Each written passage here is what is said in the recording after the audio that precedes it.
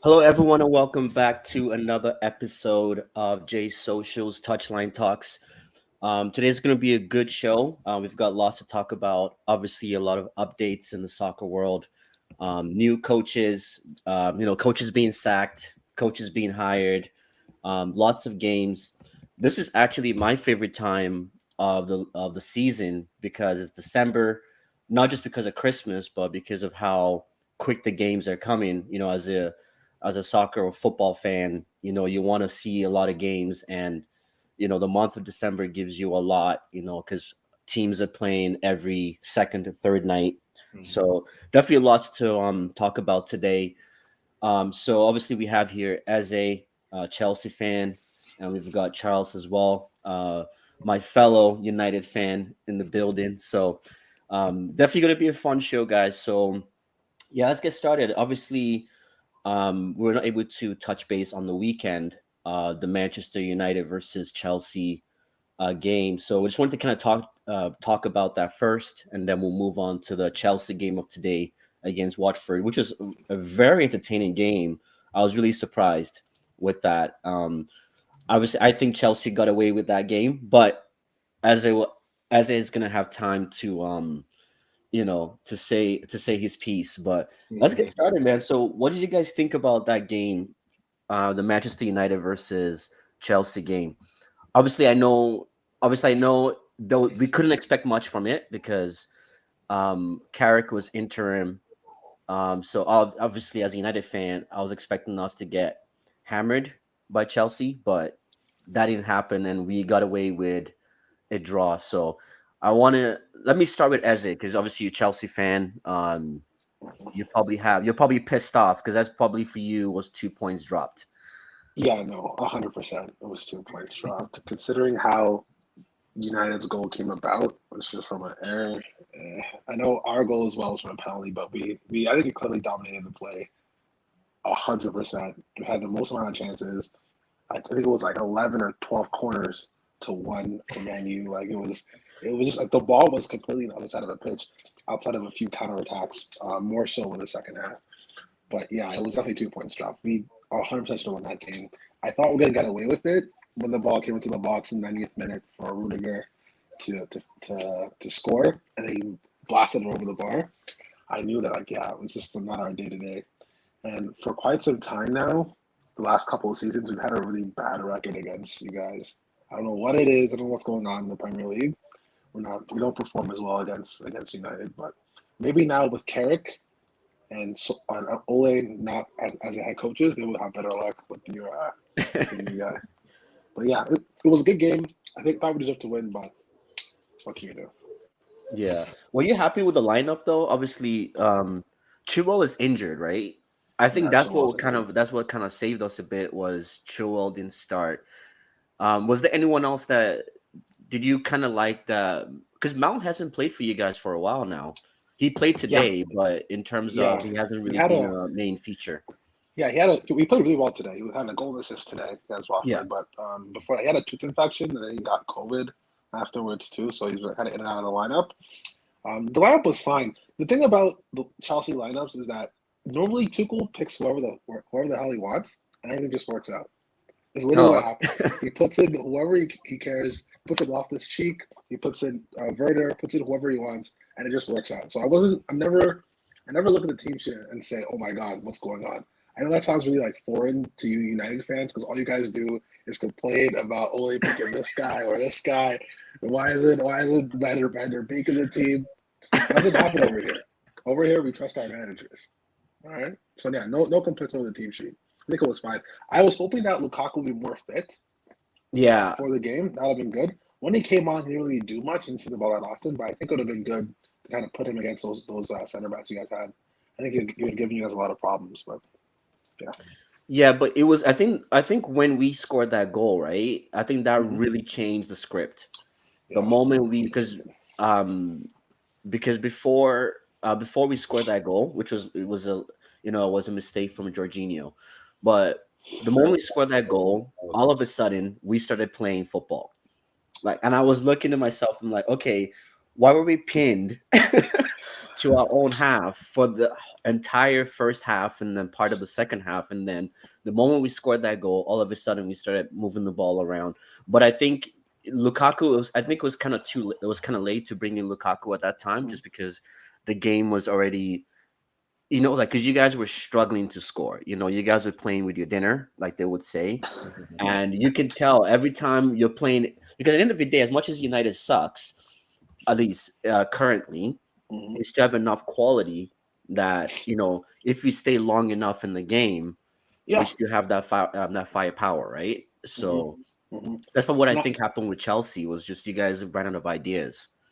I was worried about that. Like we had so much of the ball, like the ball was stuck in the other side of the pitch for so long. Like I think we had the idea that like we were eventually going to break through and score that perfect goal that we always keep trying to score all the time.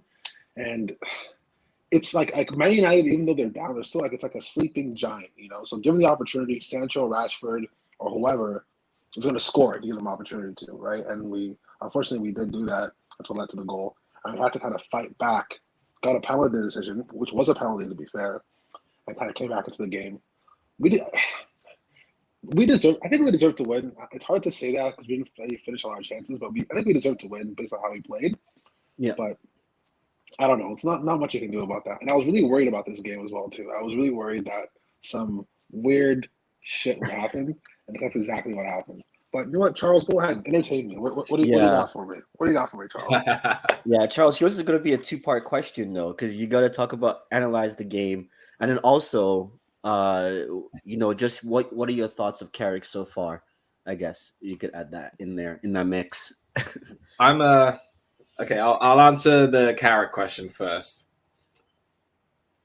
Listen, I can't say too much about Carrick because realistically, the past 3 years with Solskjaer gone now, it's like I saw a picture one that said they killed the man but not the idea, right? So, that for me that encapsulates kind of what's going on. I was kind of done with the whole Solskjaer thing after the Liverpool game, but it was a very frustrating game for me to watch. With regards to Carrick, I can only really say that while the performances have, in my opinion, not been great, he's undefeated as a Manchester United manager. So in that respect, I will give credit where credit is due. Having said that, again, the game was incredibly frustrating for me to watch. I don't understand all this whole idea of we need to manage Ronaldo's minutes, okay? The man's won 5 Ballon d'Ors and he's been eating, chicken, rice, and broccoli for the last 20 years. You think he does that to not start in the big games, So that was one decision where I was just like, why? If you need to manage his minutes, start him and then take him off in the 60th minute, Don't bring him on at some point during the game where we have already been largely ineffective, albeit for a lucky break, let's be honest, from a bad Jorginho touch.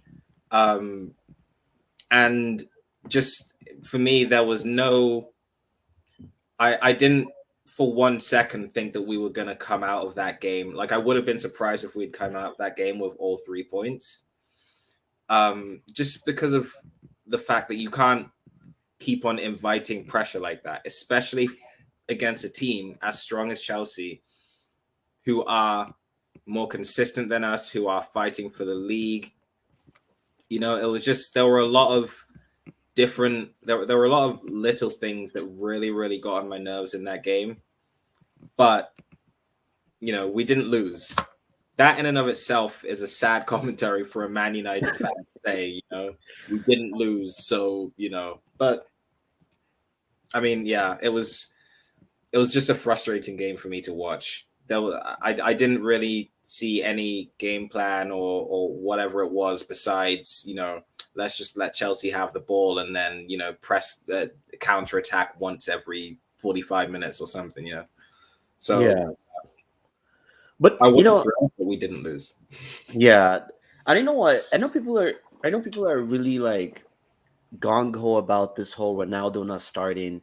And to me, I look at it right. Like Ronaldo hasn't scored against the big teams. We saw it against Liverpool. He wasn't effective, right? We saw it against City. Not effective. So in my head, I'm thinking, why play him? Because like we said, you gotta manage Ronaldo's minutes. Mhm. And a game whereby we were not gonna touch that ball, like we barely touched that ball in the first half, right? I kind of see Carrick's reasoning for having Ronaldo on the bench because let's the way I saw it, if Ole was in charge, we probably would have been down like 2-0 because you would have started because you would have done the McFred pivot with the Bruno, and then he would have had maybe Rashford and Ronaldo, right? So Mhm. what ends up happening is now we're very exposed because Ronaldo is basically in games like this, he's basically non-existent, right? Because he's not a defender. He's not going to defend. He's not going to press. Like how you need to press with a team like with a team against a team like Chelsea, versus it kind of made sense to bench Ronaldo. Rashford is still young, and Rashford has the energy for the counterattacks and the breakthroughs, right? And Rashford is really great at making those runs for a through ball. And then Sancho has one of the, I think he's like top 5 presses in the league.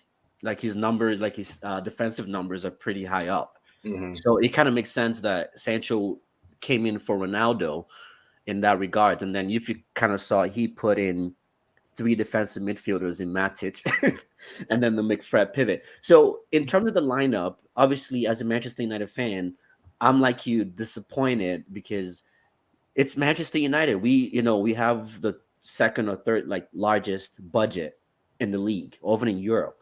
Mhm. And so no matter who the coach is, we should be going out there to win. But I kind of saw where Carrick was. If this was Ole, I'll be all over it because the difference is Ole had what 3 seasons. Carrick Yeah. has only had a game, you know what I mean, a game to kind Yeah. of get things going. So I kind of see the Ronaldo thing. You know what I mean? I think people are too stuck up on the whole Ronaldo not starting.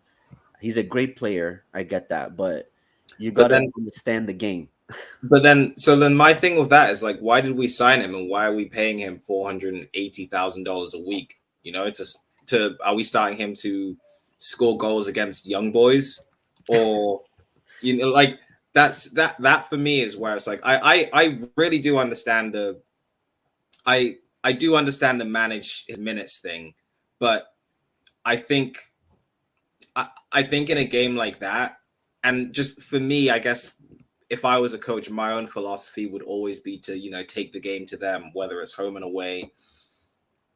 I, I'm obviously not a coach, but like I just see it a bit differently. Where it's like I don't like when when we go to other teams and then we just defend for 85 minutes, and so for me, it's like starting your best players. Like, yes, he has this season largely been ineffective in against big teams. Is that necessarily his fault given the situation at the club right now, at the club this season in general?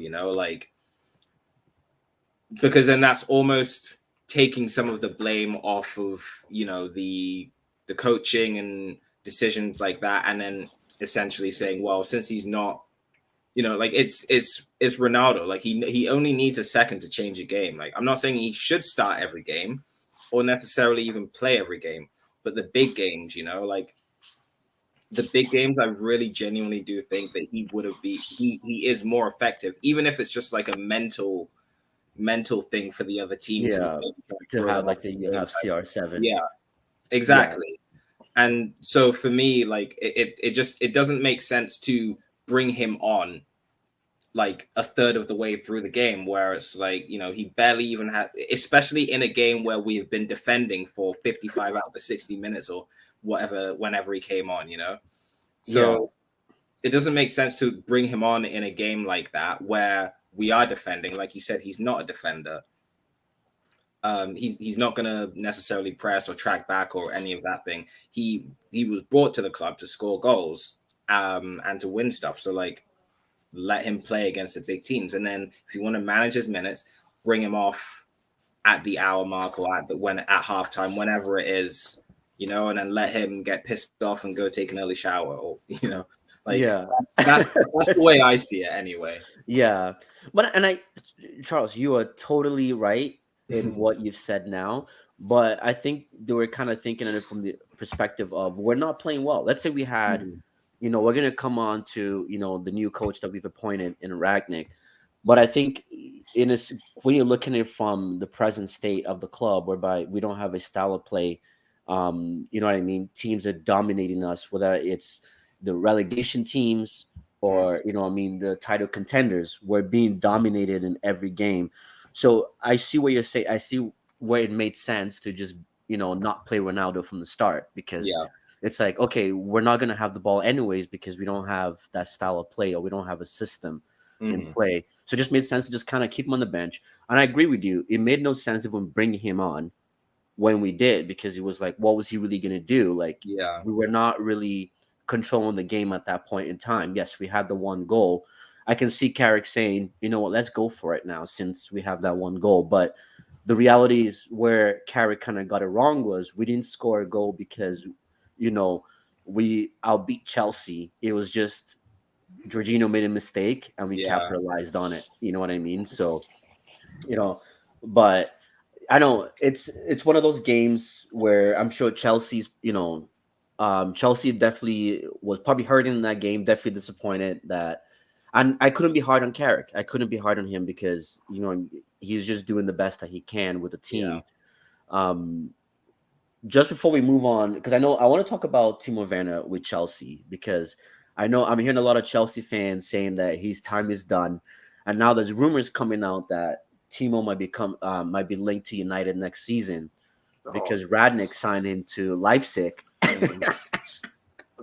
Interesting. Yeah, but the one thing I wanted to say with Carrick was I'm kind of happy that he's kind of changed it a bit. Like the game was against Villarreal, he started Van de Beek. He rested Bruno, which we've never seen. We've hardly ever seen Bruno get rested. It doesn't matter if we have the biggest game on Sunday and we're playing on Wednesday night. I mean, the biggest game on Saturday, playing on Wednesday night, or we don't even need to win that game. He's always started on the Ole. So it was nice to see that dynamic. And then, then Ronaldo getting benched for Sancho to get his opportunity and things like that. That's one thing I wanted to say. It really showed that, okay, Carrick is trying to do something a little bit different. But like you said, it goes by, what did you say again? Where it's like, you can change the man, but you can't change the plan. They killed the man, but not the idea. But not the idea. Yeah, exactly. So that's one thing I would give Carrick, is his ability to change it and not be scared to, make such drastic decisions, right? Because those are decisions that a lot of United fans were not happy with. Seeing Bruno on the bench for most United fans is ludicrous. But a crime. But back to Chelsea. Obviously, you guys had another game today. Did you watch that game, or were you at work? Oh, no, I work from home. You work from home? So okay. I watch every game. All the time. Yeah. I have the laptop on the other side. I just watch the game on my own laptop. Yeah, no, I watched it. It got delayed because of the I think somebody was sick in the stands or something like that. Cardiac arrest. Late, but I got a chance to watch it. It was what? No, I think this was cardiac arrest, is what they said. Cardiac arrest. Yeah. Oh, I didn't find out what. Oh, yeah, but they said he's in stable conditions though. So obviously, thoughts to his family, and that's scary when that happens. We've had, we had Ericsson in the summer, and then that's right, he collapsed. Aguero. Aguero's was not too, obviously we didn't see anything crazy on the field, but he's also going through some heart problems as well. So I wish they would have done that at the Travis Scott concert. That would be a lot better, wouldn't it? Yeah. Is that too soon, or that's too soon, man? That's too soon. My fault. That's too soon, man. But Travis Scott needs to calm down, man. He needs to calm down at his shows. That's a wild rattling the fans and whatnot. But yeah. But that's funny. But yeah, man, how do you think of the game? Obviously, it was crazy to look at. Like, are you as a Chelsea fan, would you be worried with the obviously the performance on the weekend by Chelsea, and then now Mhm. seeing whereby Watford dominated that game, and I think maybe the steam had been let off with that half hour stoppage. Yeah, But what was your it's thought on that? um, I think like we were performing so well for so many games in a row up until the United and now this Watford game that I don't think there's anything to be cause for alarm. We're still top of the league. We're top in our group in the Champions League. Just won the Champions League. Like everything is still performing well. We do have injuries. Kante is injured. Chilwell now is injured. Not going to be back till the next year. And I think there's a few other. Mount just got back recently. Like so, there's still, and of course Lukaku has been out for quite some time. So I don't think it's any cause for concern the recent form, especially knowing how Tuchel coaches. I don't think. Well, I think we'll expect to see a lot better performance on the weekend. I think we play on You guys are Sunday or playing, Saturday. Yeah, yeah. I think that's what I saw in here. So yeah, nothing to be concerned about. It's the top of the league. Imagine you asked that question to somebody else and they said they were upset or they were scared or just like who would say that? It's insane. Well, just because I think because a lot of people are looking at City is it's creeping back up, and then now you guys have had two shaky performances, right? Because as much as you guys dominated the game against United, it was for the taking, right? That's a game that you guys could have really Yeah, put your stamp on for the first for the title charge on that game. I think this next stretch of games, because you can see this Christmas, New Year's like run of games, it's a lot in a very short amount of time. So I think this is a good period for us to kind of differentiate ourselves from the rest of the pack, right? As soon as you start slipping up and they start coming in one after another, this is when a lot of teams are going to drop a lot of points. So as long as we stay on the path that we've been on up until the Man United game, I think we'll be fine. And I think like isn't like a saying like whoever's at the top of the league after December is usually who like ends up winning it all. So Hey, Typically, this season is a little. yeah. You sound a little confident, man. You guys are like 1 point behind City right now. I wouldn't be too confident, no, but no, City is 2 points behind us, and Liverpool's 1 point behind us. We're still top though. oh wait, oh I thought City was second. No, Oh geez, I City's thought City third. was. Oh, City is third. Okay, I thought they were second. Oh wait, no, I'm lying. No, you're right. City's second, 32, 31 for Liverpool. And we're up top. Yeah, yeah. So 1 point ahead of City, 2 points ahead of Liverpool. Oh, okay. Yeah, just Yeah, before you're I right. asked you the question about Timo, I just wanted to shout out to Footy Fantasy. It says here, big up to you guys. Good to see y'all back up again. Definitely, you guys that are watching, definitely subscribe to Footy Fantasy. Always show me a lot of love, and obviously, I love being on their show as well. So, what is the talk about Timo? Right? Like, are you guys? Do you guys feel like maybe like this is his last season to kind of prove himself, and if not, he's gone? Like, So what is quick. your take on him as an I don't assessment? know. Like every time I come on here, you give me some interesting takes of what you're hearing from Chelsea fans. I thought I was in the majority with Chelsea fans. That's what I thought. But every time I'm on here, I feel like my ideas are insane. I like Timo. I like what he does. His contract isn't too much, for one. It's only his second year with the team. Yeah, only second year with the team, right? So I think it's not as been his performances haven't been as good as we would have thought. Kind of given how he was performing at RB Leipzig, he was banging in goals for five. It was like over 30 goals for the calendar year, something crazy Yeah, like that. He was playing fantastic, and when he came to Chelsea, he couldn't. Oh my God, he was awful. He was so bad. Like, double-digit games without a goal, missing open nets, kicking the ball's going in, he kicks it out of the net. Like a lot of crazy things. But from what I've seen, I think he's performing a lot better. Our whole team is really. But I think we now understand that he's not that guy. He's not that top striker that's going to lead your line. And I'm comfortable with that now. I'm okay with him playing his role behind Lukaku, playing with Lukaku, playing on the left, being that kind of utility player. I'm comfortable with that, but I understand why some Chelsea fans are still upset and remorseful because they didn't get what they paid for with Timo. In hmm. regards to him leaving, I haven't heard anything about this. Right? I think it's always interesting whenever a new manager with any kind of ties to anybody, any other player comes in, immediately those players are linked. Like it's immediate. I don't know where they get this information from, but they always seem to Yeah. happen that way. And Similar to also United. the January transfer window is fast Oh yeah, approaching, right? exactly. So Yeah. media outlets are looking for a story. Way more. Yeah, yeah. I wanna believe that they're getting real sources and not making these things up. I really do. Like an optimist in me wants to believe that, but it's getting harder and harder to believe.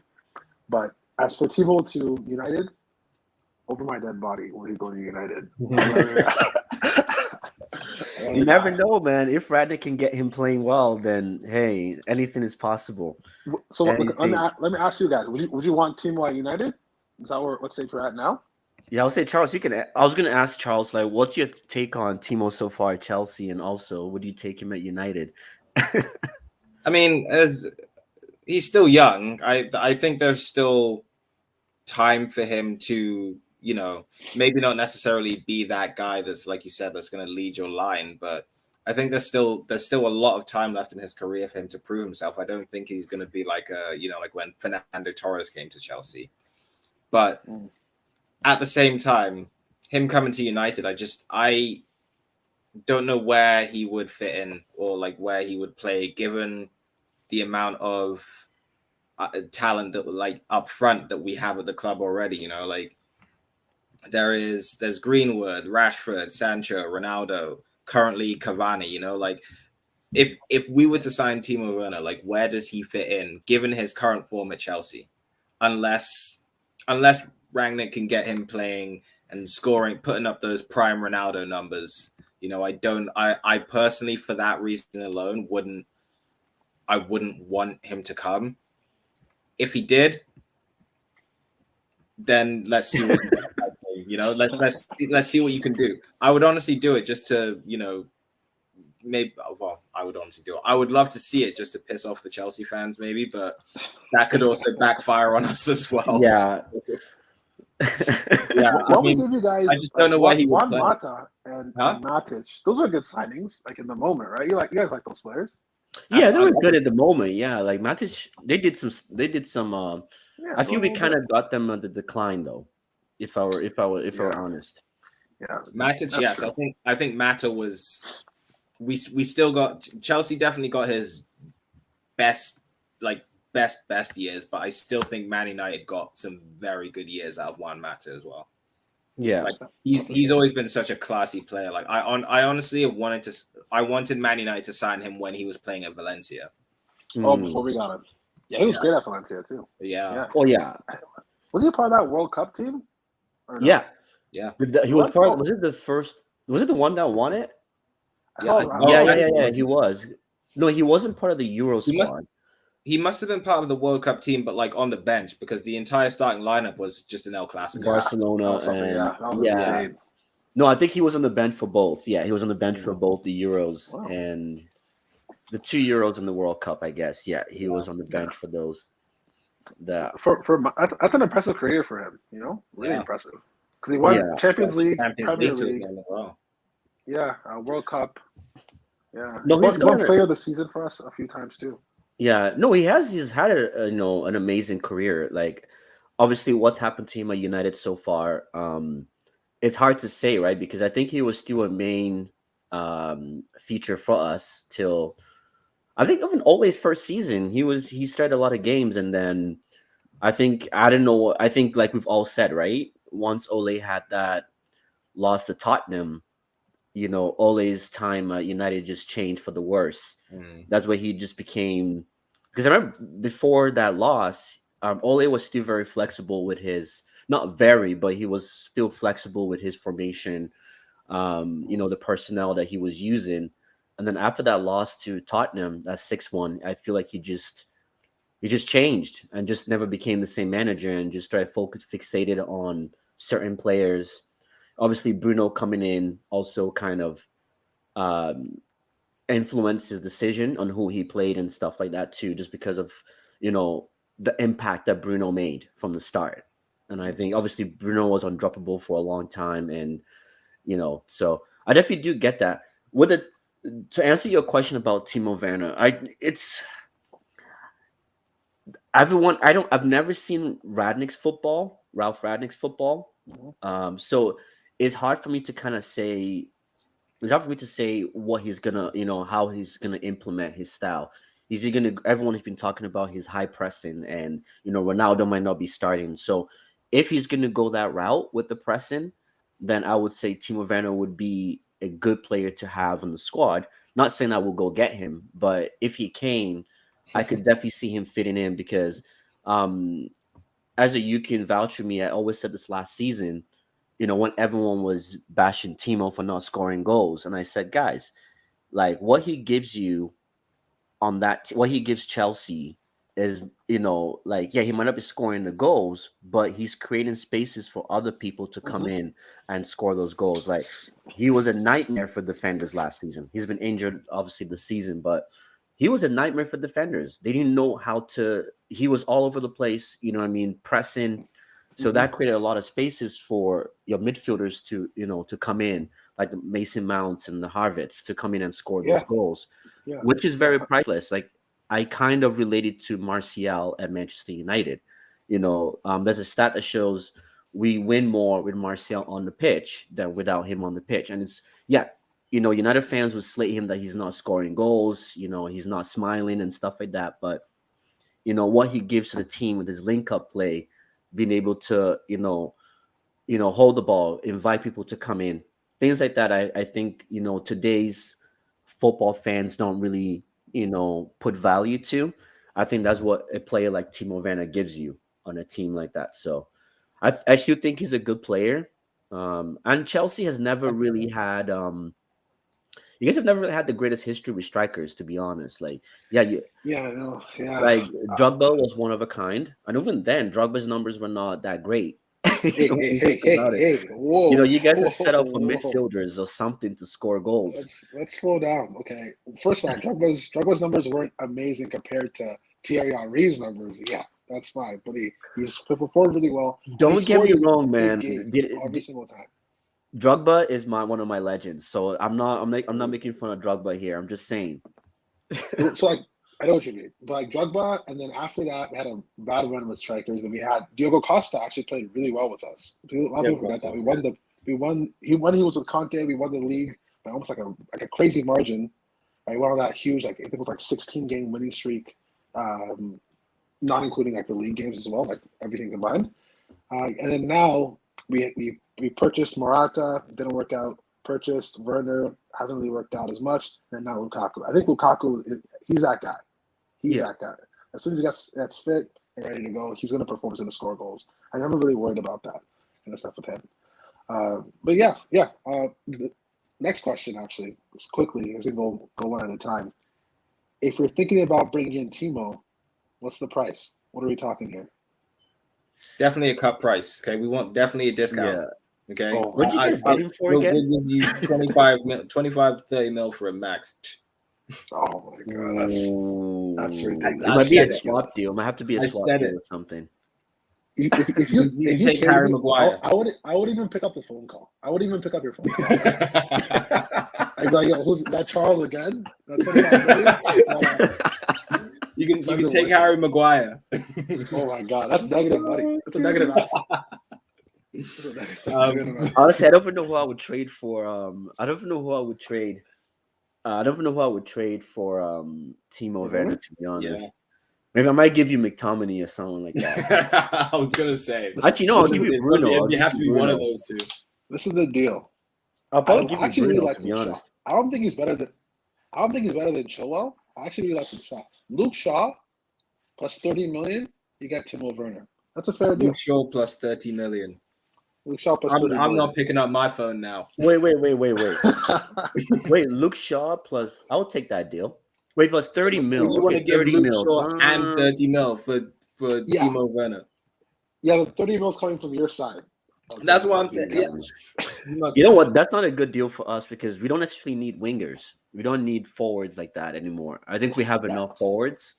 Yeah, like, this is all hypothetical. You guys are obviously stacked up in the Yeah. attacking positions. Just like Ronaldo and Cavani. I think Cavani's probably going to leave, right? We're all agreeing on that. Relatively soon. Yeah. Yeah, Ronaldo's Yeah. scoring, but at the end of the day, we still need to replace Ronaldo, right? In a year or two.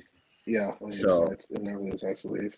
Yeah, yeah, that'll be interesting. I think wouldn't the idea be Greenwood and not playing up top? Isn't that the idea? I I hope so. Yeah, I really hope so that Greenwood gets developed and that they don't go and spend big on a striker, because like if Greenwood can keep his feet on the ground and not be like another Dele Alli, then he will be a world class player. I think For everyone sure. can see it right now, man. No, He's a thousand phenomenal. percent. Yeah, He was not. I think it was last year. Like he scored in like 3 or 4 games in a row, something like that. But he was scoring goals with like both feet, and like yeah, both man. feet looked identical. Like the way he hits the ball on both sides, identical. I was like, yo, this is something else, you know. And he has that yeah. instinct, and he knows. He takes the right angles when he's taking his shots as well too. So I think I don't know if Solskjaer ever really improved Greenwood. Greenwood was just doing things that he's always been doing since the academy and everything else. I never thought like Solskjaer actually made him better or a better player. He was just Mhm. picking up the ball and doing what it would normally do, you know? No, yeah, and that's kind of that's kind of why I'm happy. Radnick is coming in because we want to see that development from our young players. The likes of Sancho, Greenwood, Rashford. These are players that have a lot of talent. Even Martial, he's no longer on the young side because he's 25 now, Mm. but he came when he was 21. Actually, he was Mm-hmm. like 19 when he came You, to us. I think was he he was Charles, was a it yeah, 19? he was a Van Gaal signing. Yeah. And Martial? What was that? yeah, Yeah, Oh, okay. and it's unfortunate because we haven't really seen that much. Obviously, Martial has developed as a player, but I think he could have developed a lot more under if we had gotten better coaches, to For, suit him. Because obviously under Mourinho, Mourinho didn't really fancy him as much, and then you had Ole. He had some great seasons under Ole as well, but just the general like Ole never really he didn't really develop these players because Greenwood is still doing the same thing, one trick pony. You know what he's gonna do, right? Like, yeah, he might get if he gets the shot off, then it's on target and scores. But it's the same trick. You know what I mean? It's the same style of play. You look at Rashford, the same thing too. Hasn't really developed. Puts his head down and tries to run through a crowd of players, and it's like, okay, buddy, you got to look up. You got to switch up your play. You can't just keep for sure. running into players. So those are those little things that people might say, yeah, Ole gave Greenwood his opportunity, but did he develop Greenwood? To me, the answer is no on that. Yeah, I agree. I agree. And it's always, I'm still trying to understand this myself, but it's crazy how much impact coaches have on player development. It really is. Because, like you were saying, when you have other managers in, especially as a Chelsea fan, when we had like younger academy players come into the first team and play X amount of games, they looked completely off it. You can like if somebody who wasn't actually a soccer fan was to sit and watch 30 minutes of that game, they would know exactly who was the new person, who's the 18-year-old, 19-year-old that's new to the game, right? But with Tuchel in here now, it's ridiculous what he's able to get from these players.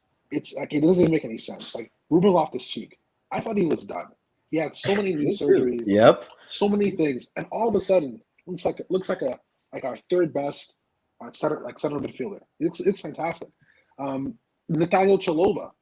I've been watching Chelsea since I was 8 years old. The reason why I know who he is because of his brother. I didn't even know like what team he played for last. Like I wasn't keeping up to date with the loans for him. I had no idea. They bring him to the starting lineup in the preseason. He performs fantastic. They give him his debut. He gets a clean sheet and scores a goal at the same time. And now is the first team all the time now. Like, Yeah. coaching has such a vast impact on the player development. That's why you have to get it right with that assignment, that appointment. So I hope it works out for the two coaches you guys have. But yeah, it's just crazy how much of an impact it has on player development. It's really wild. Yeah. Especially like in today's football, right? Like back in the day, you could just get good players and they perform for you because there wasn't really much of there wasn't there was obviously there was always systems, but it wasn't as emphasized in today's day and age, right? And so because of that, you could get a good player and could change your fortunes overnight. Now you can get the best player in the world, like you've seen teams do, and they flop because they don't have the right system in place Yeah, to get these players gelling. So yeah, absolutely. Even one that comes to mind like quickly, like Angel Di Maria. Like he mhm. comes to United, big player, can't perform, leaves the following season performing amazingly for PSG. I know it's a Yeah. French league, but like that Hey, the don't sleep on the French league, man. I know you're French. I get it, Josh. You No, it's speak not. No, French. it I has nothing to do with understand. that. It has nothing to do with that. It's more of like you got to think about it. Like people say the French league is dead, but think about all the star players right now, like young up and coming star players. They're all from the French league. A lot of Josh, them are from the French league. Josh, the French league is dead. I can't rock with you on this. Bro. I can't. The French league is dead. Who won last year? Lille? Who do they Yeah, really Lil have? won last year. Who's on that team? Wait, why is Lil not even? Is Lil in the Champions League this year? Yeah, they're in the Champions League. You know, I don't know if they're in top two in their group. I'm not sure. No, It's a just lot of the young stars, man, are from the French league right now. yeah, a So lot I of know French talent obviously it's not for gonna, sure. it's not like the EPL or it doesn't have the same money as the EPL and stuff, but that league is intense, man. Look at Messi. Look what Messi's doing. This guy can't even score a goal in the French league. You know what I'm trying to Josh, say? come on, man. Come on. I can't do this with you. I can't do this with you. Yo, the French league is intense, man. There's got intensity All there. right, man. But Montpellier and Lille and PSG. Yeah, sounds good. but yeah, man. Oh Okay, so man. before we leave the EPL, I guess, before we go into our last topic because of time, um, what do you guys think about Radnick's appointment? Obviously, what's his name? Klopp came out and said that the league should be worried that they've added another genius to the roster, right, of coaches. Obviously, I guess we could ask this question. Who do you think is going to fall off of the title race? And then because right now it's a three horse race right now between Chelsea, Liverpool, and City. So who do you guys think is going to fall off? And do you guys think Radnick is going to make much of an improvement to this team to kind of get us into that title race as well? Because we're only 12 points behind Chelsea. Yeah, Charles. Yeah, you're right. Yeah. So with regards to falling off the title race, I'm. This is more a hope and a prayer. I hope to God it's Liverpool. Okay, I really do. I hated Liverpool before this season. Okay, and now it's just now they consume my nightmares after that 5-0. So I really hope it's Liverpool. I think realistically though, Don't do it. and Don't say this if no, I don't think Chelsea will. I don't think Chelsea will. I think I will say about Chelsea. I don't think they'll win it. I'm not gonna lie. I don't think they'll win it just because I think the Guardiola machine is just still at the end of the day a bit too strong. But if that's only dependent, I think, on if he can keep all his players fit. But I think it will still come down to Manchester City and Liverpool. But I hope it's Liverpool that falls off. With regards to Rangnick, I haven't seen too much of him.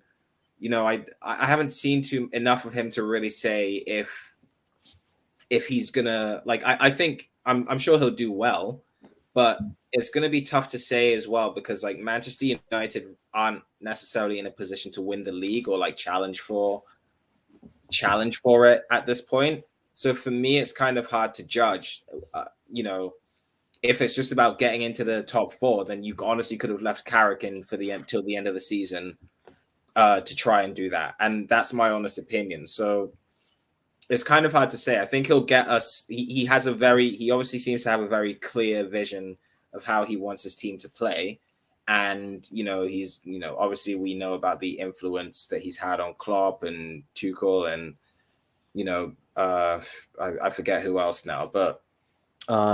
Pretty much like, what's his name? Ten Hag. No, not Ten Hag. Nagelsmann. Hansi Flick as well. Yeah. Yeah.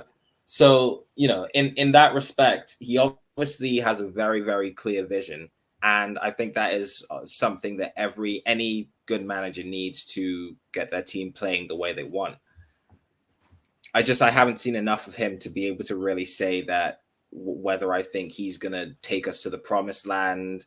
I think his appointment might be more beneficial to us after Man United actually bring in a permanent manager and he becomes more of a consultant. Just given what he seems to have done at the Red Bull Group clubs, so that's for me my opinion on Rangnick. I would have to ask me that question in like 2 or 3 weeks after he's played a few games, or coached a few games, and then maybe I'll have a different answer for you.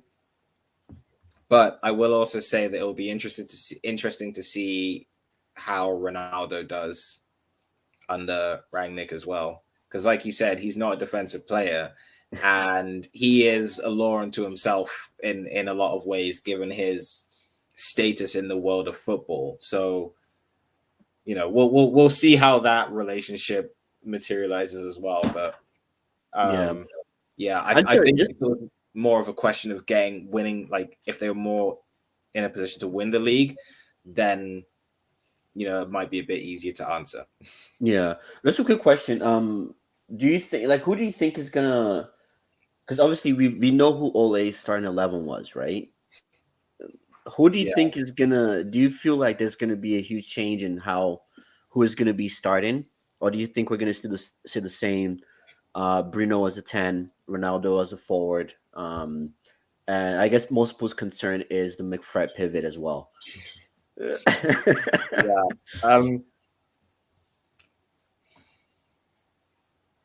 I honestly, I don't know. I really don't know. I don't know enough about the manager, it's so hard to say. I think there will be certain players. I will say that I don't think he doesn't seem to be the type of coach that is like, this player's undroppable or that player's undroppable or anything. I think you get into the team based on your merit and how you fit into his system, week by week. But I mean, at the same time, it would be hard to drop some players, right? Like, for example, Bruno or Champions League Ronaldo, it would be hard to drop certain players, I think. But at the same time, maybe this guy has just got a really huge set of balls on him and just won't care. So, we'll see. I don't know enough about this manager. That's the problem I'm having with it. Yeah, that does make sense though. Yeah, like as obviously coming from obviously United were all excited with this appointment. This was actually I remember I was on Footy Fantasy last week, and this same question was asked to me. Who would you want to come in? This is before they announced the Rangnick appointment. And I think everyone had said that obviously we want Rangnick to come in, and then Ten Hag comes in after the 6 months as the permanent coach, while Rangnick goes on as sports director. And I even said on the show, I said, I think that's what I would want, but it's just too good to be true. It's just too thought out, for Manchester United to do that. But it looks like at least we've gotten the first half done, which is getting him a 2-year contract, 6 months as interim, and then he's going to be in charge, obviously among a team that helps to pick the next permanent manager. So obviously, as a United fan, we're all happy, we're gassed with this recruitment. From a Chelsea standpoint, are you guys nervous about? Obviously, because he's the godfather of the German system, which kind of revolutionized football for what it is today. He's basically like the Cruyff of Germany. So, what is your take on it, man? Like, how are Chelsea fans feeling? Or just opposing fan in general? Because I know you guys, like you said, were a sleeping giant. That's the thing. I like what Charles was saying. I don't know much about the manager himself. I heard a bunch of news after it was appointed about what you were saying. Like he has a lot to do with the way Tuchel sets up, and same thing with Klopp and some other German managers. But I don't know much about him, so I can't speak to it too much, to be honest. But given the makeup of like United's team, I think any like half decent, maybe not half decent, any credible manager with solid expertise can get a lot out of that team. Whether or not it's 13 points in December enough, but that's something else. But like, yeah, I think with a solid manager like him, which he supposedly is, yes, I think that's going to really catch up. I don't know if it's enough to come back to win the league. I think you can probably be top 4 now. Probably separate yourselves from Leicester, from Arsenal, from West Ham, but I don't think enough to kind of catch up to the big 3 at the moment. But yeah, I don't know much about him outside of that. Yeah, and also, who do you think is going to fall off on this one? Oh, Like the City's gonna title fall off. race. Oh, 100%. City's going to fall off. I think City. 1,000%. 1,000%. Why are you so confident City is going to be the one to fall off? You didn't say Liverpool. No, I'm not saying. Liverpool scores a lot of goals. That's the thing about Liverpool. They're really out of a game, and I think Mo Salah's the best player, maybe in the world right now. If you have him on your team, like you're not really out of a game. But with City, because how much success we had beating City last year, I see them as really like fallible. That whole Guardiola mystique is gone now because he beat them 3 times in a row, FA Cup, League, and Champions League final. So I don't know. I just have a weird feeling about City. I think they're going to be 3rd, Liverpool 2nd, Chelsea 1st. Do you know my thing with Guardiola though is he's just he's had his he's had his issues beating Tuchel recently, in the last year or 2 or however long it's been. Yeah. But I just feel overall he himself is just too consistent, Again, he has this idea in his mind of how he wants his team to play, and he will not compromise and knows exactly what he wants to do. And I just think the only thing that would stop Guardiola from challenging, or the only thing that would make him fall off, is like massive injuries. That's and my personal opinion anyway. As much as I cannot stand the man, from a footballing perspective, because he doesn't coach my team, I have to respect what he's done. He may still go down as the greatest coach of all time because his career is nowhere near done yet, So like, I think he himself is just too consistent. He may lose 1 or 2 games to Chelsea, or every once in a while, maybe like a 1-0 loss to a lower ranked team or something like that. Yeah. But at the end of the day, he's still going to put up 80, like a points tally that will win the league in most other leagues, And everyone's talking about how unlucky Liverpool were that one year when they finished with 96 points. But no one actually really understands how impressive it was that Guardiola was able to still keep them at bay with the amount of pressure that Liverpool were putting on them. Because any league in the world finishing with 96 points, you've won it. Any league in the world. And the man, I just think, is just too consistent. And like you were saying about Tuchel, how you don't know how he manages to get some of those players playing, like how he manages to get the effort out of those players. I think with Guardiola, it's like ratcheted up like 10x. I really do. I don't know how he does it. But I really just, I don't see, like, Guardiola is bigger than Manchester City. He is the reason for the success. Sure. So like, he himself is just too consistent for me to ever think that he's going to fall off in that way. And it would take something monumental for that to happen, I think. Okay. Can I explain a little bit more of my reasoning as well? Absolutely, man. Okay. So the reason why I say this is because, like, for example, Chelsea this season, top of the league, only 1 point ahead of City, but we haven't lost to, like, bad teams. Like, the teams we lost to were City we lost to, and we drew with Liverpool. We drew with United. I don't think we lost another. Maybe I don't think we lost another game. I think that's it. For City, on the other hand, right, lost to Spurs, 1-0. I think it's fair to say they're not really a good team. They have Conte in now, but not too worried about them. They drew with Southampton, right? They drew with Liverpool. No shame on that. All good. But then they lose 2-0 to Crystal Palace. Yeah. Right? So, like, my thing is, and then 2-1 against Villa today, which is a close game.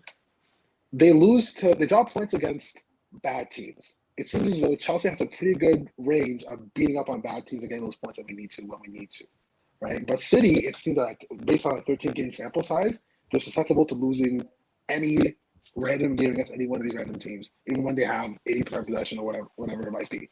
So that's part of the reason why I think, for whatever reason, City is going to drop off. And also, I have a really bad feeling about it. Feelings are like it's like 99% of what you need to know. You just have a feeling. That's all you need to know. Yeah. Right. So Chelsea 1, Liverpool 2, City 3. And I'll double down on it even more. I think it's going to be a pretty big gap between Liverpool and Chelsea and City. I think at least 8 points. 8. Oh, okay. Okay. Okay. That is intense. Okay. Yeah. No, I'm here to make claims. I'm stating my claims today. Interesting. But like, think of it like the teams that he's lost to this season, and yet they're still only 1 point behind you. Only 1 point. That means that, like, Chelsea, there is no opportunity for Chelsea to slip up. Not one. Because the second they do, he's gonna they're gonna capitalize on that. I'm not gonna say they're gonna run away with it, but they're not gonna relinquish that top spot easily, right? Yeah. I don't know. I think it will be. I don't know. I actually don't know. I actually forget anything I said earlier. I don't know who's going to fall off in this title race. I don't know. Forget anything I said earlier. I do not know. Because you're right. They're scoring for fun. I think Guardiola's too consistent, but I think overall Chelsea probably have the best overall team and manager. As one, component, I guess. Yeah. Where it's like you can't count them out. So I don't know. This will be an interesting title race. Yeah. Yeah, interesting freaking title race. I know. I'm really the last time Chelsea won the league was with Conte, and it was a pretty big gap, right? I don't want to be in a situation where we're a point ahead or a point behind with 2 games left. The final day of the season, kind of. I'm not going to make it through that, guys. I'm not going to survive. I'm going to. As Man United fans, we've been through that. Okay. Oh yeah, with Aguero, we have through that. I'm sorry. You never forget the Aguero goal. Maybe this time might be Phil Foden, that scores. I'm sorry. That's PTSD. Or maybe Sterling or something, I still do have PTSD from that day, man. Jeez. No, we have United fans haven't recovered from that Aguero, man. You guys in that Champions League final when John Terry missed the penalty kick. So honestly, I didn't want to bring that up. When you said Aguero, that was the first thing that popped into my mind. I was like, Charles, I keep forgetting that. Yeah, we played Chelsea to win that finals. It's funny because it seems like English teams, they have to beat another English team to win the Champions League. Have you kind of noticed that? That's every time the English teams win the Champions League. Well, not only, but it seems like in recent years. Yeah. It's. But I guess we just kind of default that when an English team makes it to the finals, it's just English teams dominate the tournament. Maybe that's what it is.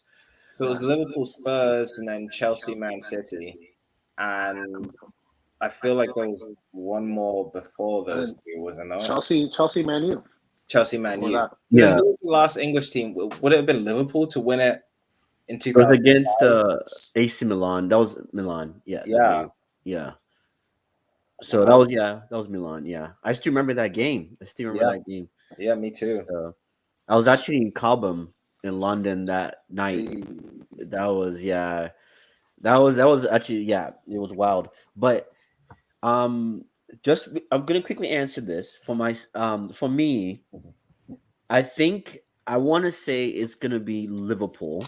to fall off, even though Liverpool is on some next level run. Like Mohamed Salah is to me the most informed player there is right now. Like this guy is scoring for fun, and it's not just him scoring. The types of goals he's scoring, he's not just scoring; he's assisting as well. You know what I mean? He's doing everything possible, and I think Liverpool has the most goals scored among all the top five leagues. I think they have like so far 65 goals in all competitions. Mm. The reason I say Liverpool is because it goes back to squad depth, right?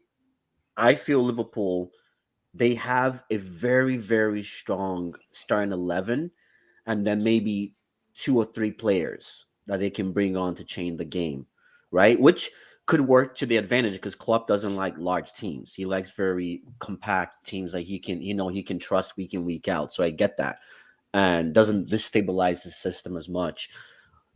And also another point that I was going to make with Liverpool is the AFCON is coming, Oh yeah, which two of true. their best players right now are one of their best players, Imane and Salah, are going to be gone, right? So, even I think Keita might be leaving too as well. Oh For yeah. so they might be kind of short in terms of players, to kickstart that season to continue their good run of form.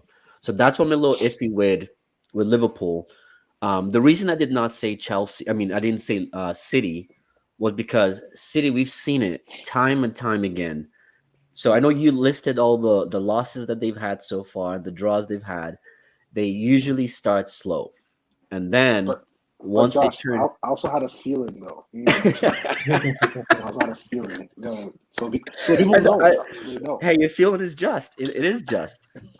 But City, they always start slow, and then once it comes to the new year, they just go second, third, fourth gear. They just don't look back, and they have the squad depth to do it. They don't get too many injuries. They have maybe like KDB might get injured or something, which, Yeah. in my opinion, sometimes they play better without KDB. Um, so that's something that I mean, it's not gonna make or break their season. And then Chelsea, but I still feel that Chelsea. I think Chelsea's gonna win the league this year. And the reason I said that is because I think they have more desire than City, because City has won it, in the last how many years now. Their main focus is the Champions League. We all know that. And the thing with Chelsea as a club, one thing I noticed about Chelsea is when they're on a trajectory to win something, they typically do. Just from history, like in the last, ever since, you guys became the new Chelsea. You guys have done that every time, you're projected to win something, you usually tend to do. Usually don't bottle opportunities, like other teams do. So, and also the players are very hungry to play, especially winning that Champions League last season, the way you guys did it, in the manner you did it after such a horrendous season till Tuchel took over and to still win the Champions League. All these players right now are playing. They're playing for because this is their one, and they feel like right now this is their one and only chance to win the league. And now it's tangible for them, right? Because they were just won the biggest trophy in Europe, and then now they just have to win the biggest trophy in England. So that's why I'm putting my bets on Chelsea to win it. Because everyone is playing for even Chilwell that we thought was a flop from Leicester. Now Balling. he's the best right left back. Yeah. This guy, Balling right now. he's the best left back. You know what I mean? So I think Chelsea players are definitely playing for Tuchel, versus City. They have their laurels. I'm not saying that they're resting on their laurels, but I think they have a bigger fish. Their eyes on the bigger price right now, which is the Champions League. So we're gonna see some inconsistency from City, I think, moving forward. But that's just my take on it. Obviously, we're already over an hour. I'm gonna go into the last topic before we wrap up, and this is a topic that has made headlines for the last 24 to 48 hours. Messi wins the Ballon d'Or, and oh my goodness, I know as in the last show we did our nominees for who we thought would win it, and I did not even think Messi was going to be the top three. Neither did I. So yeah, you guys take the floor, man. I think Yeah, everybody Charles, please go ahead. take the floor in this one. Okay. So I read somewhere the criteria for how the Ballon d'Or is awarded, and I can't remember off the top of my head, like all of it off the top of my head, but like I think they take into account like your whole career, like the season you had, like all the the stats and everything, like all of that stuff as well. So when you look at when I remember thinking that, like, looking at the criteria, then then yes, Messi does deserve to win in that sense. Having said that, Lewandowski obviously definitely in 2020 should have won, and this year I think should deserved it more than Messi. So while I wouldn't say that like Messi shouldn't have been in the top three, like I probably would have put him second or third. For him to win it, especially when he's already got 6, I think is a bit, like, give it to someone else, I think Lewandowski definitely deserved it more. Man, I don't know. This one's a tough one for me because as much as I'm like a Ronaldo stan, I can't deny that Messi is one of the greatest, if not the greatest of all time as well. So, did he deserve it? Maybe, maybe not. There's arguments for and against it, in my opinion. I tend to lean more on the side of, give it to Lewandowski. But I'm not necessarily complaining that he won it. I do also think that there was a more political element to him winning it as well. So it wasn't purely for football reasons. There must have been something else behind it. But I'm not upset that he won. I'm just like, I don't know. That's a tough one as well. I'm not upset that he won, but I think there was another player that deserved it more. But Messi still would have been in my top 3. Ooh, Messi would have been in your top 3. Yeah. Interesting. Okay. All right. Sorry, I just wanted to read before as you go on. I just wanted to read what Thomas Muller posted on here on ESPN. ESPN posted this quote from Thomas Muller. What happened at the Ballon d'Or ceremony was disappointing, similar to Ribéry in 2013, but this gives us more motivation to win this season's UCL and prove to the world that German football is capable of, and we will prove that starting with our next match. Sorry, geez, I butchered that. So let me reread this. So what happened at the Ballon d'Or ceremony was disappointing, similar to Ribéry in 2013. But this gives us more motivation to win this season's UCL and prove to the world what German football is capable of. And we will prove that starting with our next match against Barcelona. Everyone's pissed. Yeah. It was basically like a slap in the face to German football because apparently the goals that Lewandowski scored in Germany was not good enough. So yeah, good luck to Barcelona. They need that win. They need that win next week. So it's gonna be fun to watch that. But sorry, I just wanted to read that that quote from Thomas Muller. Okay. I think it's online, so you can see what Josh, you and I talked about. But I had Lewandowski at 2, if I remember correctly. I had Lewandowski second, only because I have to put Jorginho number 1. In my mind, oh yeah, you had Conte as number 1. Okay, it was Jorginho. Okay, it was Jorginho. Yeah. No, guys, come on! You guys are laughing at me. I don't know what's going on here. It's the most logical choice. He won the Euros. He won the Champions League. Top 4 finish after being 9th place. Top 4 finish in the Premier League. Finals of the FA Cup, and now is his play for the team that's in first place in the Premier League again. in the most difficult league in the world. Did he also I win the think. FIFA? He won like the was it the Oh yeah, FIFA he won best that too. player The or something FIFA like that? men's player. Yeah, yeah. Yeah, He won man's that. player. Yeah, FIFA man's player. Then Mendy won the Golden Glove thing. It was. I think it's for the Champions League though. I think it's Champions League player of the Oh, whatever. I I think thought that's what okay. I it think it was was. just FIFA men's. Okay, sorry. Go Yeah, ahead. yeah. But he also won that. I forgot about that. The amount of trophies he had. I don't understand what's the difference between what Jorginho did this year compared to what Modric did when he won it. If anything, Jorginho performed better because he won the Euros. Modric was only second. Both won the Champions League, and Modric won his league for a top four finish. To me, it's categorically insane for Jorginho to be third and have everybody else above him. Jorginho won, Lewandowski 2, Messi 3. That's I, it. That's all I gotta say. I'm sorry, I have to respond. Yeah, go ahead, man. I have to respond. Okay, let me ask you this question. Yeah. Would you at any point in the last 12 years, or sorry, no, let me put it this way. At the height of his, like at the peak of his career, would you have given Sergio Busquets a Ballon d'Or? At the peak of his career? Yep. No, probably not. Why not? No, okay. Listen, it's apples because to oranges.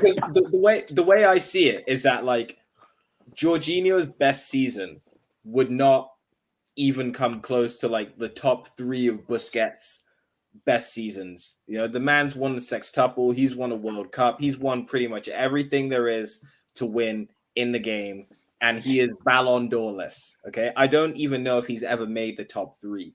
You know, But so can I rebut that quickly? yeah, go ahead. Okay, but isn't it about the year, right? Like if we're doing this based on career, it'll always be Messi or Ronaldo every single time from now till 2040. Like if we're doing it based on what the career looks like, we have to take into account what took place this year. He won the most important, I guess, club trophy this year. He won the most important trophy for countries this year. Like what else does he have to do? But how much of that was actually down to Jorginho? You know, he didn't. It's not like he had an amazing Champions League that he won.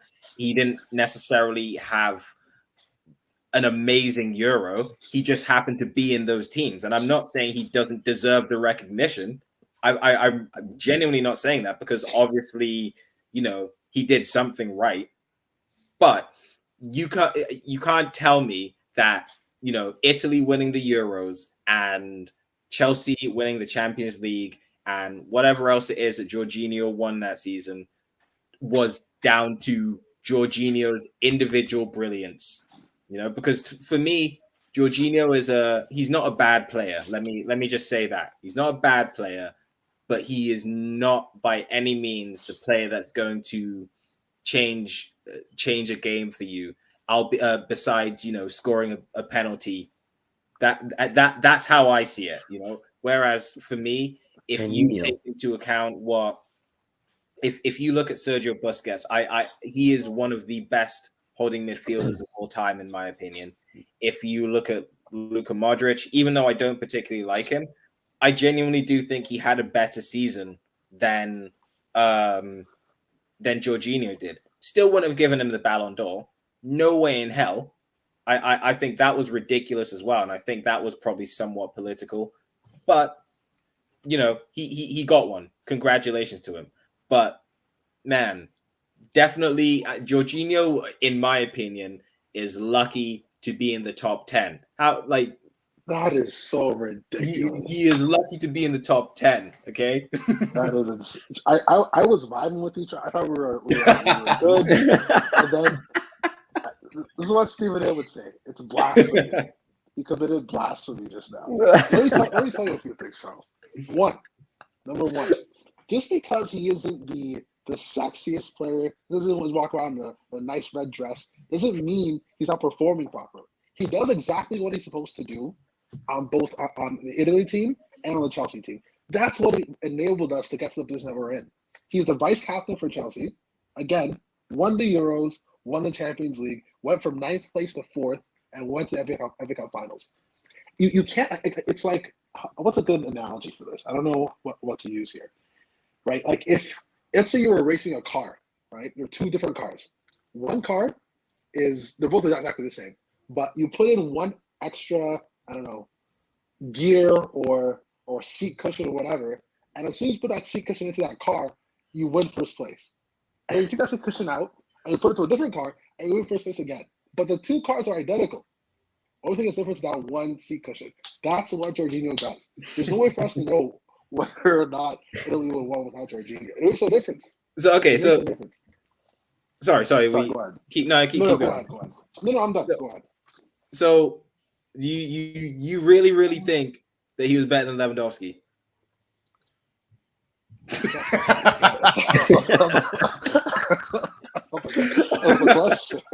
not the question. Is okay, wait, let me ask you this then. Is Messi better than Lewandowski?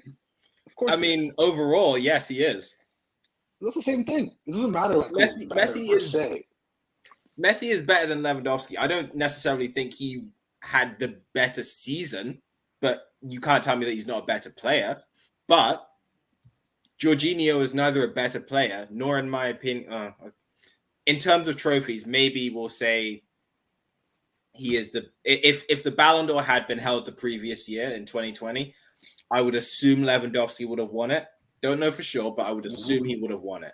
So maybe in that respect, in terms of the trophies and whatnot, there is an argument to be made. I won't say there's not an argument to be made. That would be unfair. But if you look at the individual side of it, he does not even come in the top 20 of the players. You know, like he should have been watching the Ballon d'Or, streaming it from his computer. Okay, not even watching it on TV, streaming it. Okay, let me ask you this one more thing, and I'll leave it. We'll just agree disagree. Let me ask you one thing. Okay, let's say, for example, a player exists, not Jorginho, just a player. Player A exists, and his team. He starts every single game. He's the vice captain of his team, and his team and country win every single game by a record margin.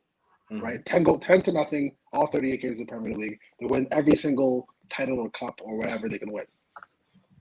And another player is individually performing exceptionally well, but their team isn't winning anything. Right?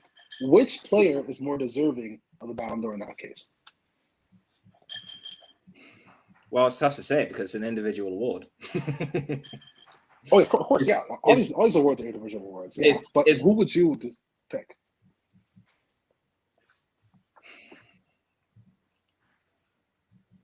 I honestly, and this is a genuine answer, I honestly don't know. I honestly do not know. But that must be leading one way. I could have easily said that I think the individual player should have won it. Yeah, I honestly do not know who I would give it to in that situation. Because like with the team player, with the player who's doing well within the team and winning trophies, there are other players around him that like he's not winning these trophies single-handedly, so there's other players around him that you have to look at if you're gonna use that example, but I mean, I see the point that you're trying to make. I really do, and that's why I'm saying like it's not like he had a bad season, but to say that he should have won it for me is blasphemy. Is blasphemy. That's you guys. How dare you? But you know what it is, man. You know what it is. I think the Ballon d'Or needs to be reviewed, and we need to know what the criteria is. Because if you're gonna say the best player in the world, it should necessarily have to do with your team. Yeah, obviously, what you contribute to your team should be a factor in it, but a team winning a trophy should not necessarily be the reason that you win it. And I personally feel, obviously, Messi being Messi, and obviously, like Charles was saying, political. It was definitely a political agenda in some shape or form. And then him winning the Copa America I remember watching the finals of the Copa America, and right off the bat, the moment he won it, they started talking about, oh, he's got to win the Ballon d'Or. He's got to win the Ballon d'Or. And I'm like, wait, hold up. Italy just won the Euros. Why is no one talking about the Ballon d'Or? To any of these players. And I get if we're judging it based on what basically the reason Messi won it was basically because of the Copa America. Because yes, he had a fantastic season in Spain, winning the Copa del Rey. Yeah, Copa del Rey is like the FA Cup in England. You know what I mean? Who like no one claps for you for winning the FA Cup. Yeah. He won the Copa del Rey. Yeah, he scored how many goals for Barcelona? Great. In the Copa America, he wasn't even Argentina's best player in Copa America, right? Hmm. Okay, the vote goes on, so they determine it from start of the year to November. Messi has just registered his first goal in Ligue 1. He struggled in Ligue 1. And this is Ligue 1 that we've talked to we make fun of. You know what I mean? That we make fun of. If we're going based on how Messi won it, I also said it too in the group chat that I'm with him, and I said Jorginho deserves it at this point because what player won the Euros and the Champions League within a month from each other? And like obviously you stated the facts in terms of where Chelsea came from. Italy was not even thought to be a favorite to win it, to win like the dark horse or whatever you may call it, and they won it in style, in class, played good football. So to me, if we're going by that, but if we're going based on individual, like that individual ability, Messi should not even be on that list to me. I don't think. What about Benzema? What about Benzema? What about Mohamed Salah? To me, those two players have done this calendar year. They've done what many players have not been able to do. To me, like what Benzema has done for Real Madrid, ever since Ronaldo left, like the goals that he's been scoring, top goal scorer, what he's been doing for Real Madrid has just gone under the radar. He joined the French team. He was between him and Pogba, they were the best players on the French team for the Euros. Like he was scoring goals, keeping us in the games, scoring goals, did his thing. And you got to remember, Benzema is also old too. He's not young. He's 33 years old. He's making Messi look like a grandpa right now. So to me, so that's where I do get your points. I think both of you make great sense. So I think that's where the Ballon d'Or. Same thing with I don't know if you remember the year Thierry Henry and Nedved. Thierry did it was the year of the Invincible. Reached the finals of the Champions League. He was top goal scorer in Europe and also in the Premier League. And who won it that year? Nedved. Not bad. I don't know how whatsoever. Like I don't understand how Nedved won it that year, right? Nedved was a great player. Don't get me wrong. We can go down the list of players that have been robbed, of this trophy. And I think even if we had the Ballon d'Or last year, even though they said it was because of COVID and whatnot, which was to me was BS, we have Skype. You could have done the ceremony online. You know what I mean? Voting takes place online anyways. Like it's not like presidential elections where people go to a physical polling station. So COVID, there was no reason why they couldn't have had the Ballon d'Or last season. And two, I still don't believe Lewandowski would have won it because he's not a sexy name. He's not a name that grabs the headlines. You know what I mean? He's not a name that you can hashtag on Twitter and everybody follows it. So for me, with regards to what you're saying, I think this year was just a joke. And I think the Ballon d'Or needs to be reviewed because I just feel like to me, I don't even care about it anymore. I think it's lost its value.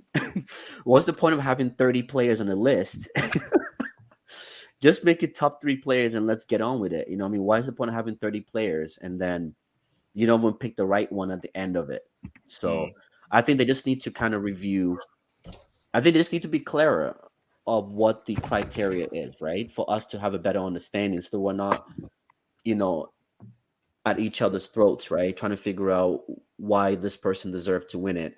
But I think everyone is kind of like in the same tune with on social media. Everybody is just like over the Ronaldo comment. Everybody is just kind of really upset with this one, you know. But yeah, that's my take on it. I just feel like I do get it. If we're doing based on player, then I think Benzema and it should have been between Benzema and Mo Salah. So I just have a quick thing. I actually have the Ballon d'Or criteria. Yeah. And so the criteria is three things. It's the player's overall career, the player's class, so like, you know, the talent, their individual talent and fair play, and sportsmanship and all that shit. And then individual and collective performances during the year. So those are the three things they judge the Ballon d'Or on. And I just have a quick question for Eze.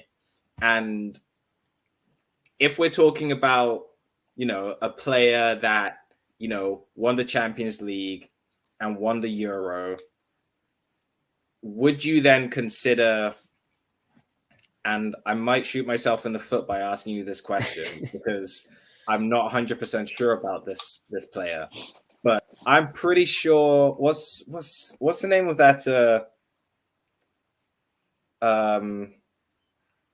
Emerson? Yeah. Yes. Chelsea, Yeah. the Italian? Yeah. That's okay. it. Emerson, the right back? I mean, the left back. Yeah, because he's saying that he's Italian. He won the Euros and he won the Champions League. That's what he's trying to say. Yeah. So like, if that is no, but he wasn't a mainstay though. He wasn't like a staple. Like I know, but that's what he's getting. But it's the same. It's the trophy. He won the trophies. You know. So like, would you then consider him if just based on that? First off, I want to say sorry, go on. First off, I want to say you've been honest with me with your replies. I'm going to be as honest as possible. Okay. No, you don't. You don't. It's not the same thing. It's not. It's not. Obviously, because like Jorginho played almost the most minutes for Chelsea the entire year. Emerson only featured in a certain amount of games, but you already know this, right? And as well for Italy, he only came in for a few minutes here and there. What's his name got injured? Euro campaign. So I say that again. Because what's his name got injured? Who was the right back? That left back was actually pretty good. I forget his name now. The only reason Emerson started playing in the Euros is because the left back got injured. Right, yeah. But yeah, Charles knows that, right? But he's trying to get me in a gotcha. He's trying to gotcha me right now. I'm not gonna let him. That's the discrepancy, I would say. But yes, technically the criteria for both players is the same because they both want the exact same thing, play for the same country and club. But the difference is that obviously Jorginho played a lot more games, a lot more minutes, and was more instrumental in the fabric of the performance of them winning games. That's why I would say the difference is. But it's the same criteria. Yeah, you're right. So I do 100% agree with you. The point I'm more trying to make of that is that like I just don't think that Jorginho was the linchpin that won them those cups, and also based on that alone, he doesn't deserve to win the Ballon d'Or. That's just the point I'm trying to make. Yeah. No, I understand that. I disagree. I'm upset to even bring that up. I feel embarrassed for you, but yes, I understand. No, but another thing, right? It's so confusing because to me personally, I feel Messi just won it because of the Copa America, and that's maybe I might be wrong on that. Even though they said that's the criteria. First of all, to me, sportsmanship. To me, that's should not even be a criteria. Like I 100%. That's why like you start having some clowns winning it, and then the overall career. I think that's kind of unfair because someone could play their heart out, be the best, for the season, and then they get snubbed because somebody has done it somebody might have had an average season, but because they've done it for the last 20 years, they get it. To me, that's unfair as well, too. Mm-hmm. But looking at the criteria, right? If we're talking about like, because Messi won a trophy and he was crying and whatnot, that's where, because at the end of the day, okay, so why didn't a French player win it when France won the World Cup? Isn't the World Cup supposed to be the biggest trophy and a football player can win? Why didn't Griezmann? And this was when Griezmann was top of the world. He just signed for Barcelona. Why didn't Griezmann win it then? You know what I mean? Why didn't Mbappe win it? Like, you know what I mean? So that was the year they gave it to Modric that year. Modric and then Ronaldo for finishing second. Yeah, he was very instrumental in Croatia. He was like him and Rakitic were very instrumental in Croatia reaching the finals. but they got played out the park. You know what I mean in the finals. So to me, I do get the point, but it's just like, yeah, I just don't agree with the whole. I just don't even agree. I just don't agree with it. But It's very it is what flawed. it is, Like, right? Like, yeah, For sure. Yeah, for yeah, sure. And I was reading into it. It merged with the FIFA Men's Player of the Year for a given amount of time, but now they're back to being on their own. And it's a French newspaper. yeah, It's just this way because they did it since like the 19 whatever, the 18 like whatever. It's a long 1950s or history. something. Yeah, exactly. And like I don't understand. You guys probably tell me more about this, but I don't know what the criteria is to be a voter in this. I guess you're just a writer for the Oh, So I the have is no the idea. fans. So the fans vote.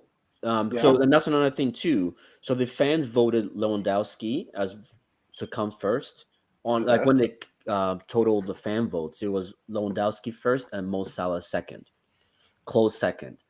And then Interesting. there's also the portion of where the journalists and the managers vote and the coaches vote. That's Okay. when they gave it to Messi. So I'm guessing, obviously, I'm sure the journalist and the managers' votes are probably way more than the fan Yeah. votes. Yeah. So Which honestly, which it probably should, to be honest. Because fans are crazy people. They vote. yeah, there's too many voices, right? But at the Yeah. same time, like if the fans are voting a certain player, then you know what I mean, then that should tell you But that like if Cristiano Ronaldo, like he's the most followed person on Instagram, right? Like if he put up blast saying, "Hey, go on this website and vote for me," he'd win every year. Yeah, Like it'd be over. no, but I do get that. But if the two top people like Messi didn't even actually Messi might have come third on that list actually for fan votes. But for him to come Okay. third in the fan Yeah, votes, and Messi is the most popular player among those three, right? that's true. Well, yeah, even Mo Salah, even though he's big, he's not as big as Messi, right? mhm. So for Messi to come third, that should have shown people that okay, I get it. Like I think it's the same thing with Ronaldo, right? People are looking at his whole career, right? Like Charles said, it's the whole career thing that I think is really what is edging them against everybody else, And I think once they retire, I think Messi and Ronaldo, they've been very great to football, and I don't think we're going to see another talent like that for a very long time. But I think once they retire, we're going to start. I think things will kind of come back to reality, like normal, whereby we're not just so gung ho on a certain player, right? Like they must win it all, and oh, they're the best to ever do it. So because of that, we should just give them everything. You know, we're going to see. I think we'll see a lot more competition once those Yeah, two are gone. You I know, agree. Yeah, I yeah. agree. yeah. I will also say like one last thing, and then I'm done with this topic. Is that like with Yeah. regards to the criticism that the criteria gets, and I was just thinking about this like as you guys were talking just now. I kind of understand it in the sense that like with especially like maybe with something like sportsmanship, like if you're looking at the individual player, there are not a whole lot of opportunities for like defenders to win the Ballon d'Or because it's just not as glamorous as the person who goes and scores 50 goals a season, right? So in that sense, I kind of understand the criteria, like or defenders or goalkeepers or like anyone who's not like a central midfielder or a striker, right? Yeah. So I kind of understand it in that regard. But like you said, with the whole Messi and Ronaldo dominance, it's been very, very hard to even look at anyone else. And I do also think that like for two players that are supposed to be the greatest or two of the greatest to ever do it, the fact that one has 7 and one has 5, I think is a huge imbalance given the career that Ronaldo has in terms of the record for the most international goals and the most official goals ever. And then you're going to then tell me that Lionel Messi is 2 Ballon d'Ors better than him. I personally think no one's ever going to win 6 Ballon d'Ors. No one's probably ever Ever. going to win 5 Ballon d'Ors again, So, like, for me, maybe they should have just left it this year and given it to someone else, even just for that reason alone. I'm not saying that's a good enough reason not to award Messi if he deserves it, but, like, come on. He doesn't need it. I So, like, Do you understand what I'm trying to No, I say? understand what you're saying. Like, Yeah, not to cut you off, right? And I didn't think, I didn't like personally. I didn't think Ronaldo or Messi deserved it. yeah, But I if agree. we're gonna kind of look at this year, Ronaldo was what?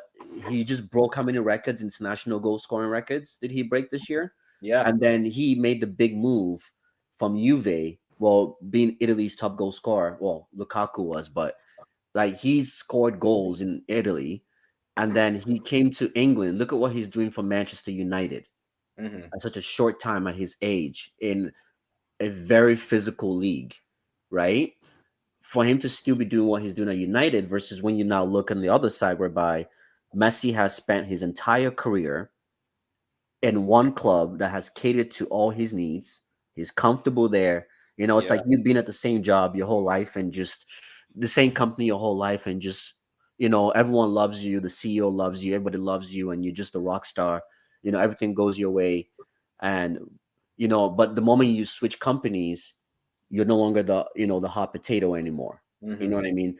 So look at Messi now. I'm not saying that I'm sure he will pick up form in France, but you look at the contrast in their careers. Ronaldo has gone and done it everywhere he's gone. He's also won the Euros, so he's won an international tournament as well. yeah, This is Messi's first international tournament. Ronaldo has also won the Nations League, right? So for me, it's like if we're gonna go that route, then I think Ronaldo should have won it this year too. You yeah. know what I mean? So, but it is what it is. They've made their decision, and I still like Messi as a player, but you know, yeah, hopefully, I don't know who's going to win it next year, but we'll have to see how um, the season plays out, right? Hmm. And not to just want to add one last thing before we wrapped up. I don't know if you guys saw Frank Lampard's comment where he says he changed his mind on the Ronaldo Messi debate. I did see that. Yeah, Yeah, because he said he's always thought that Messi was better than Ronaldo, but seeing Ronaldo come into the EPL and see what he's doing right now at this level, he's like, okay, I got to give it up to this guy. This guy yeah, is a winner. Like, yeah. this guy is a winner. So, He's a born winner. Does it? He's done it everywhere he's gone. yeah. So, but Yeah. yeah, man, definitely been a fun conversation. Did you guys want to add anything? Obviously, lots of games coming up. We've got Arsenal versus Manchester United tomorrow. They're going to be doing the send off for Ole. So it's going to be a big game. I was kind of hoping that Ratnick would be the coach by then, but at least he'll be in the stands. So I don't know what's going on with that. So Josh, one last question, and this one is for you. As you can answer it as well, although yeah, you are a Chelsea fan. Um, would you ever like to see, given Solskjaer's legendary status at the club, like obviously as a manager it didn't work out, but like at least for me, I still feel bad for him in terms of he's a club legend and like if you even if you can't say anything else for him, you could say that like he genuinely tried his best. Like I really do believe that. So is there any scenario in which in the future, and I mean like far down the line, where you would maybe like to see Solskjaer back at the club as a manager to try again? Like, I, you I know would what? love it. Think about That would be answers. great. no, like he will have to prove himself somewhere else, right? Yeah, Like it's not just because he was a legend. I know absolutely. if you watch his interview, like his send off interview, he kept emphasizing the fact that he will be back in the club. Mhm. I'm sure there's going to be some role in the club. It might not be I don't think it's going to be in any coaching role capacity, but I think he will do something in the club, whether it's being an ambassador for the club or something to do with maybe the youth development. I think he will definitely come back as something at United, but the coaching thing, he has to go prove himself, right? Like it's not Yeah, just the legend status, because I'm sure Eze will speak for this. Look at Frank Lampard. Like he was gone, done and dusted, and we can all say that Frank Lampard was a much bigger legend for Chelsea than Ole was for Manchester United. When you actually look at both, when you look at their careers, yeah, right, for the club that they played for pretty much their entire careers. So with that regard, would I mean? So in my head is I liked Ole. You know, he almost made me cry in his interview because he started Mm, tearing up, and I started tearing up too. yeah. But like they say, you broke up with your ex for a reason, so don't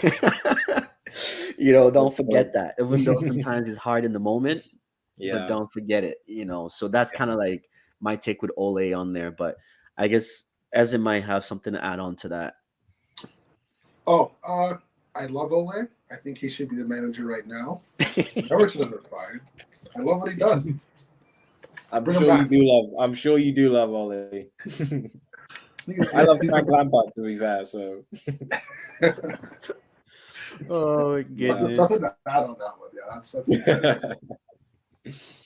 Yeah. yeah. Well, Ezra, would you ever see Frank? Would you think Frank Lampard would ever come back to Chelsea? Probably actually. Yeah, I do. I do think so. Yeah, seeing like how young he is, I think he's just in his mid 40s. Yeah. He already had a job before Chelsea. He had a championship side. I think he might get a Premier League coaching job.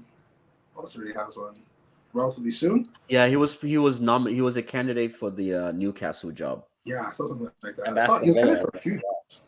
Yeah, Yeah. and from what I remember when Lampard was hired, they said he speaks really really well, very very likable, right? You really buy into what he's saying.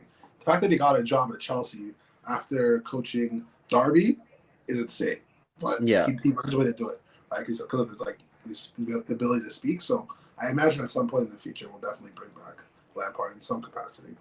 I would hope so. Yeah. Oh, yeah. And that's fair, right? Like I'm not the kind of person that burns bridges and says you can never. But for me, like I said with Ole, is you have to prove it somewhere else, right? Like Yeah, if you're gonna be in the coaching capacity, right? Like you gotta like the man management thing that we talked about, like he was a great man manager.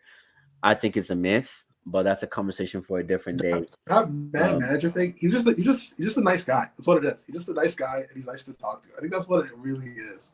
Whatever people yeah. who was that last Newcastle coach that just got fired? What was his name? Steve Bruce? Bruce. Steve Bruce, yeah. Yeah. They were saying like when he was leaving, all of the like the people who work around him, like in the offices, were really sad because he's just like a really like nice, like likable guy. I think that's all that is. Like Yeah. management, you're just kind of like a nice guy. I don't know. Yeah, like what I'm saying, like if we talk about man management, that's the likes of Tuchel, Klopp, Yeah. like Pep. Those are man managers because they don't just, what I mean, like even the way they rotate the squad. That's why Yeah. even in fantasy, like EPL fantasy, I don't usually pick Chelsea and City players. Not because I don't think they're good, it's just because I don't know who's going to play next week. You Yeah. know, you know what I mean? 100%. You know what I mean? Like every player is happy because they're getting enough game time, at least majority of the players. But 100%. on the Ole, yeah, he's starting 11. We're extremely happy because it didn't matter if they played the worst game of their lives or the best game of their lives, they were guaranteed to start the next game. So, Mm. so that's where was he really good at man management? Who knows? Or he just was good, like kind of like you said with Frank Lampard, he was good at saying the right things. That's what I always called him the politician, right? Oh, the politician is you just knew how to say things to suit You the guys got rid of sorry. that poor sweet old man. You guys got rid of him. Messed Yeah. up. That's messed up, you guys. But just before we wrap up, do you know I don't know if you guys watched the last game against Watford, his post match interview where they were No. asking him about the style and all that. Oh my goodness. Like that was the moment I just knew Ole's done. Like I was like, he's mentally done. The club has dragged him in the mud for way too long. I was actually pissed off at the club for putting him in that position for way too long. Like Mhm. the whole world could see it from the finals of the Europa League that he was just not good enough. And then he just kind of like gave him a rope to just hang himself.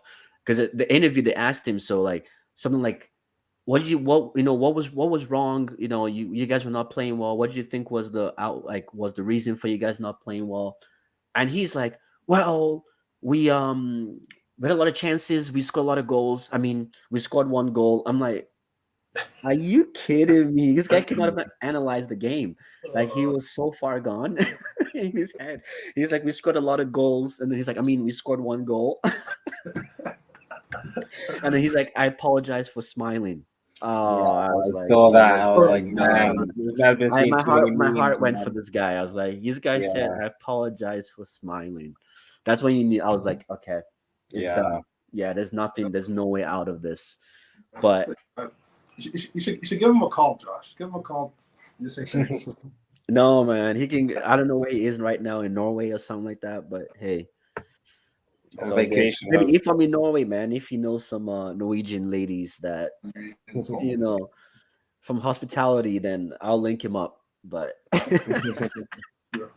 But anyways, guys, it's been really fun, man. It's always a pleasure to have you guys on the show. Always banter, but always fun.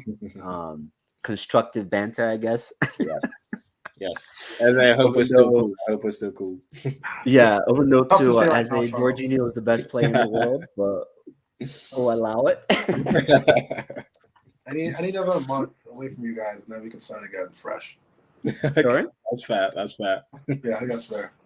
Yeah. No, I was saying that I think I need another month away from you guys, just the process, and then we can start again. Okay. Okay, we'll see. But well, man, definitely it's been fun, guys. Obviously a lot of games coming up, so we'll definitely touch base. Most likely, it's December. I know it's the holidays, so most likely in the new year, just to see how because that will be the halfway through the season, see how everyone's doing, and go from there. But anyways, guys, it's been fun. For those of you watching, please like, subscribe, and share. And we'll see you actually tomorrow, 1 p.m. Eastern time. We're going to be doing the European show with Jeff and Eve, talking about all things Barcelona, Arsenal, and Real Madrid. But till next time, guys, we'll see you later. Take care.